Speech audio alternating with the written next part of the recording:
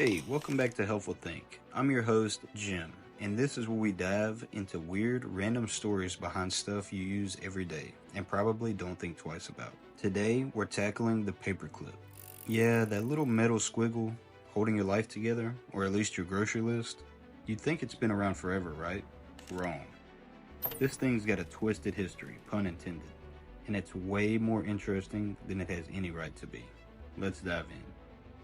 So let's start with the obvious. Paperclips exist because paper exists, and humans are terrible at keeping it organized. Before these little guys, people were pinning sheets together with actual pins, like sharp, stabby ones. Imagine handing your boss a report, and he's bleeding by page 2. Not a great look. By the 1800s, folks were getting desperate for something a little less medieval. Enter the early prototypes. There were bent wires and clunky contraptions, but nothing stuck, figuratively or literally. The first guy to really try was Samuel Fay, an American inventor in 1867.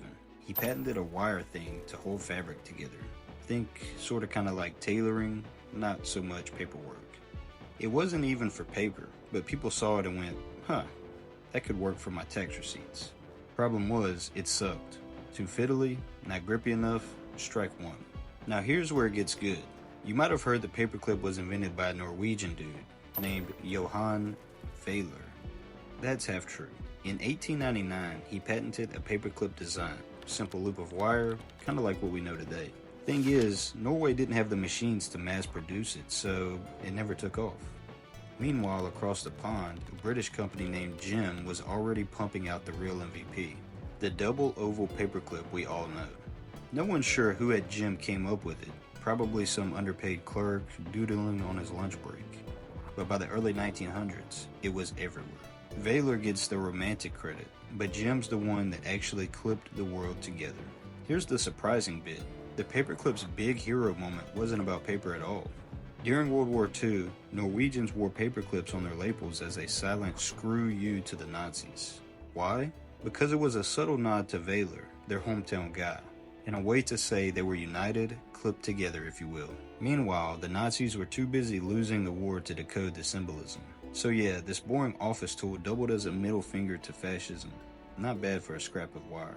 After that, the paperclip just stayed around. No major upgrades, no flashy redesigns. It's so simple it's genius. Cheap to make, does its job, doesn't stab you. There's a reason it's still the same shape 120 years later. Fun fact, Americans use about 11 billion paperclips a year, and I bet half of them end up lost in couch cushions or turned into tiny swords during meetings. It's the Clark Kent of office supplies. Unassuming, but secretly clutch. So there you go, the paperclip in all its unassuming glory.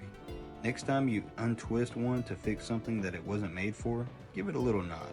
It's earned it. That's it for this episode of Origin Dive. If you've liked this, hit that subscribe button.